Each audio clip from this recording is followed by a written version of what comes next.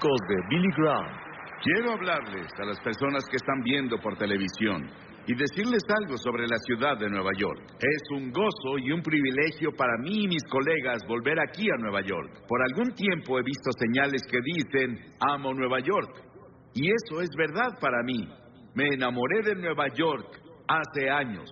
Le dije al alcalde Dickens la semana pasada que lo visité, que él y los líderes de la ciudad siempre estarían en mis oraciones y que Dios estaría con ellos para ayudarlos a resolver los problemas de esta ciudad. Pero no pueden resolverlos sin su ayuda y no pueden resolverlos sin la ayuda de Dios. Vamos a tener que volvernos a Dios. Acudimos a todo y fallamos. Ahora acude a Dios. Algunas iglesias y sinagogas, cuando piensan en las necesidades agonizantes de las personas, han abandonado la proclamación de nuestra relación con Dios o con Cristo.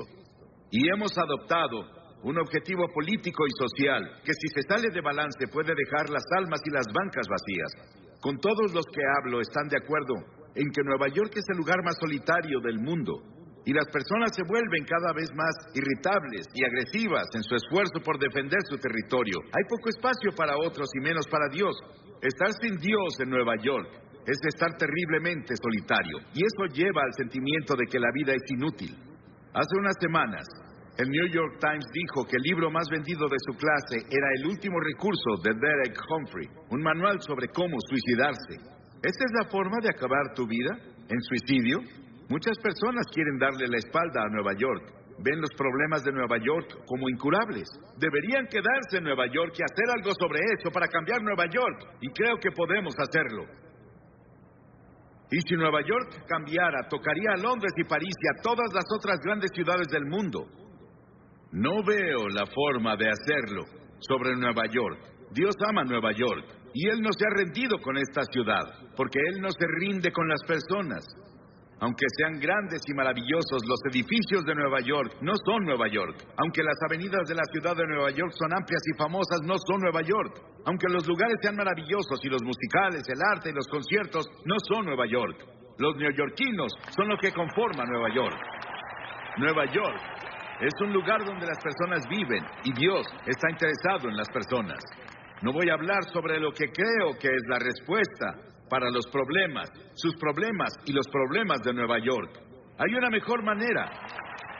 Voy a hacer mi mensaje muy corto hoy y sé que les fascina. Nunca me gustó oír sermones largos y aún me gusta escucharlos cortos. Una vez presentaron a un hombre y dijeron que hablaría 20 minutos y habló por 1 hora y 10 minutos y seguía hablando. Y el hombre que lo presentó le lanzó un mazo y falló y le pegó a la mujer en la fila de enfrente. Y ella gritó, ¡pégueme de nuevo, aún lo escucho! Y no quiero que me pase eso hoy. Quiero que vayas conmigo al versículo 16 del 3er capítulo de Juan. Juan, 3er capítulo. Porque de tal manera amó Dios al mundo, que ha dado a su Hijo unigénito para que todo aquel que en Él cree no se pierda, mas tenga vida eterna. ¿Cuántos podemos decirlo juntos? Díganlo todos juntos. Porque de tal manera amó Dios al mundo, que ha dado a su Hijo unigénito, para que todo aquel que en Él cree no se pierda, mas tenga vida eterna. Este es el Evangelio en resumen. Es una Biblia en miniatura. Cada cosa que debes saber sobre la redención y la salvación está en ese versículo de las Escrituras. 30 palabras maravillosas que mi madre me enseñó cuando estaba bañándome un sábado en la noche en una granja en Carolina del Norte. Ella dijo, quiero que te aprendas este pasaje de la Biblia. Y me enseñó este pasaje, porque de tal manera amó Dios al mundo, que ha dado a su Hijo unigénito, para que todo aquel que en Él cree no se pierda, mas tenga vida eterna. Muchas personas me preguntan, si Dios ama al mundo, ¿por qué permite tanto sufrimiento en el mundo? La guerra, las enfermedades, la pobreza, el odio, la soledad, el aburrimiento, el vacío, los problemas psicológicos, el desempleo, la violencia, la tensión, todas esas cosas. ¿Por qué Dios no viene y lo para? Esa es una pregunta que muchas personas se hacen. Algunas personas aquí en Nueva York dicen, ya no puedo más, y se están suicidando. Las presiones de la vida son muy grandes. Ellos no las soportan. ¿Por qué? Si hay un Dios, ¿por qué no lo termina? Algunas personas dicen, ¿por qué Dios nos ha abandonado? Pero Dios no nos abandonó. Nosotros lo abandonamos. Muchos de los jóvenes aquí han oído la canción del año pasado del álbum Edge of the Century, álbum de Styx. Pero ¿has escuchado las palabras, la letra? Aquí está la letra, escucha. Todas las noches digo una oración, esperando que haya un cielo, pero cada día estoy más confundido, cuando los santos se vuelven pecadores. Todos los héroes y las leyendas que conocí de niño han caído como ídolos de arcilla, y siento este lugar vacío adentro. Tengo tanto miedo que perdí mi fe. Muéstrame el camino, muéstrame el camino. Llévame esta noche a la montaña y llévate mi confusión y muéstrame el camino. Y si veo una luz, ¿debo creer? Dime cómo lo sabré. Muéstrame el camino, muéstrame el camino. Llévame esta noche al río y lava mis ilusiones. Muéstrame el camino, muéstrame el camino. Dame la fuerza y el valor de creer que llegaré ahí un día. Y por favor, muéstrame el camino. Y cada noche digo una oración esperando que haya un cielo. Y este pasaje dice, Dios. ¿Crees en Dios? Sí. No puedo probar a Dios. No puedo llevarte a un laboratorio científico y probarte que hay un Dios. Pero la Biblia nos enseña sobre Él. Él es el creador. En el principio Dios creó los cielos y la tierra. Todas las estrellas que ves en la noche, si pueden verlas en Nueva York, Dios las creó y las colocó. Él también es espíritu. La Biblia dice Dios es espíritu y quienes lo adoran deben hacerlo en espíritu y en verdad. Él no tiene un cuerpo como tú y yo. Él solo podría estar en un lugar a la vez si tuviera un cuerpo como estos. Pero Dios es espíritu y está en todos lados al mismo tiempo. Puede estar en Rusia, puede estar en China, puede estar en América, puede estar en África, puede estar en Latinoamérica, puede estar en todos lados al mismo tiempo. Dios también no cambia. Yo soy el Señor Dios que no cambia, dice la Biblia, en el cual no hay mudanza ni sombra de variación, dice Santiago. La Biblia enseña que Dios es un Dios santo, absolutamente santo. Él no puede ignorar el pecado. La Biblia también nos dice que Él es un Dios de juicio, pues Dios juzgará toda obra, aun la realizada en secreto. Piénsalo, cada cosa secreta que hiciste, todos tus pensamientos secretos, las cosas que pensaste que nadie sabía, un día serán sacadas a la luz y vas a ser juzgado. La Biblia dice que Dios ha fijado un día en el que juzgará al mundo. Piénsalo, fijó un día, un momento en el que Él va a juzgar al mundo y tú estarás ahí. Dios, pero Dios también es un Dios de amor. Mi madre me amaba, pero ella no me amaba ni cercano a lo mucho que Dios me ama, y eso parece imposible de creer. Mi esposa me ama, yo la amo. Tengo 5 hijos, los amo. Tengo 19 nietos, los amo, y espero que ellos me amen. Tengo 3 bisnietos, creo que me aman, y los amo, y sé que todos aman al Señor. Pero nada puede compararse con el amor de Dios. Tuvieron que inventar una nueva palabra en griego para decirnos algo sobre el amor de Dios. Dios es un Dios de amor. Él te ama. Y si hay una cosa que quiero que te lleves de este gran parque cuando te vayas hoy es esto. Dios te ama. Dios te ama. Dios te ama. Y Dios está interesado en ti. Y Él tiene contados tus cabellos. Él ve al pajarillo caer. Sabe todo de ti y te ama. No importa cuántos pecados hayas cometido o lo que hayas hecho. Podrías haber llegado tan bajo como Nicky Cruz lo describió, su vida hace rato. Pero Dios te ama. Y si Dios pudo cambiar a Nicky Cruz y cambió a Johnny Cash, Dios te cambiará. Si se lo permites. Y Él puede hacerlo hoy. Comienza ahora. Sí, Dios es un Dios de juicio. Él traerá juicio a cada obra, y Él estableció un día en el que Él traerá el juicio al mundo. Pero Dios también es un Dios de amor. Nada se compara al amor de Dios. La Biblia dice, Dios es amor. Sí, los he amado con amor eterno, dice Jeremías. Y por esa razón Dios creó al hombre. ¿Te has preguntado por qué estás aquí? ¿Por qué Dios creó los humanos? ¿Y cuál es el propósito de los humanos? Dios te creó porque Él es un Dios de amor. Y Él quería que otras criaturas en el universo pudieran elegir amarlo también.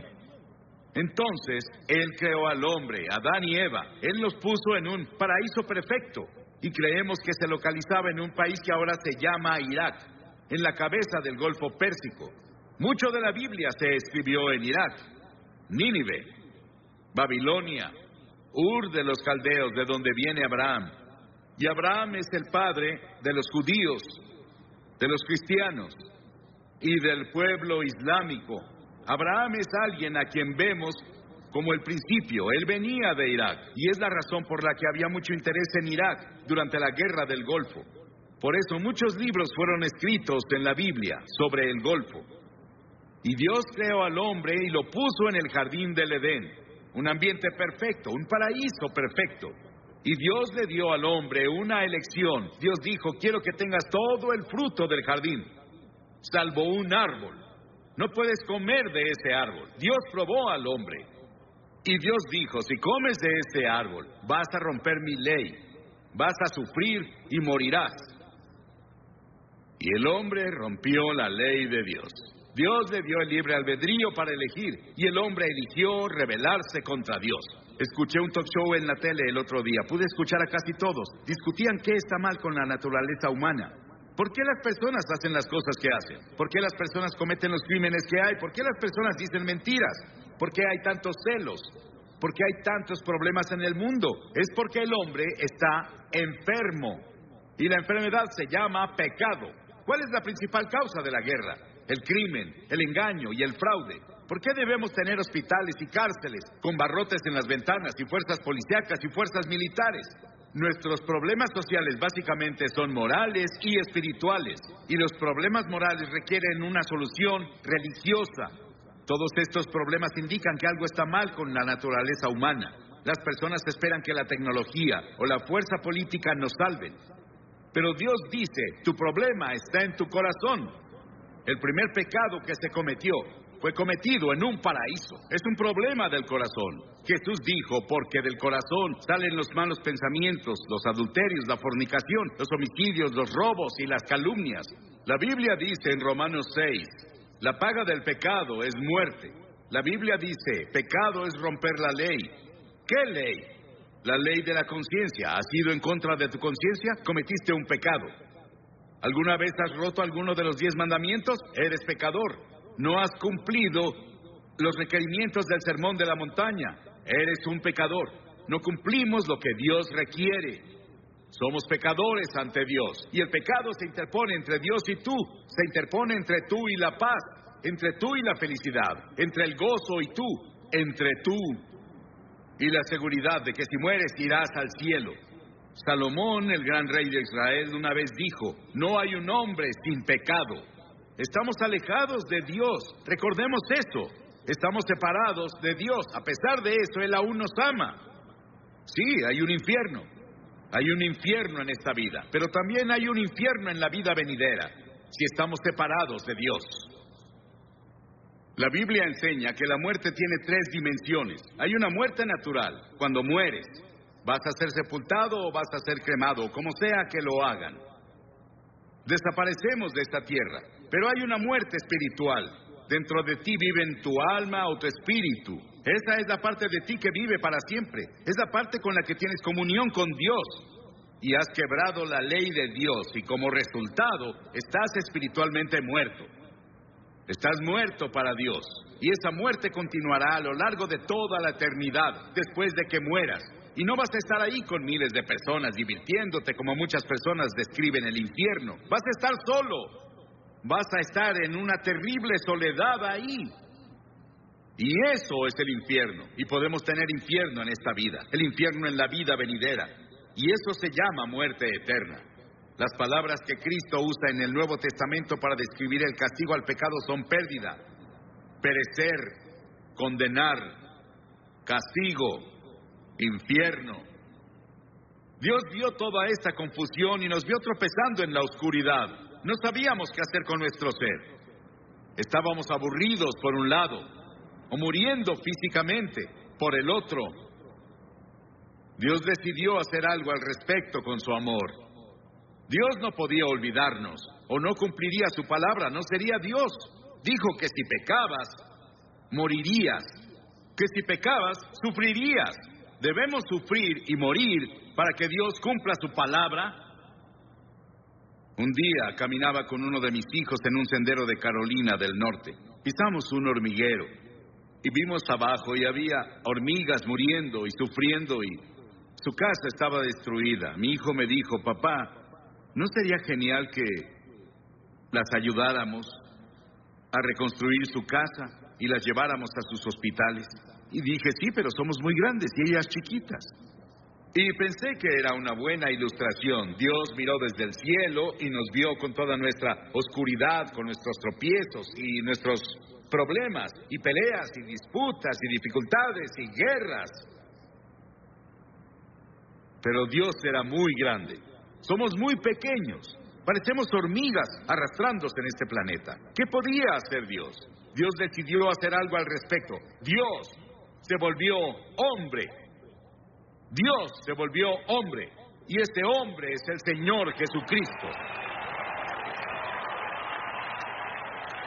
Él nació de la Virgen María y vino con un propósito.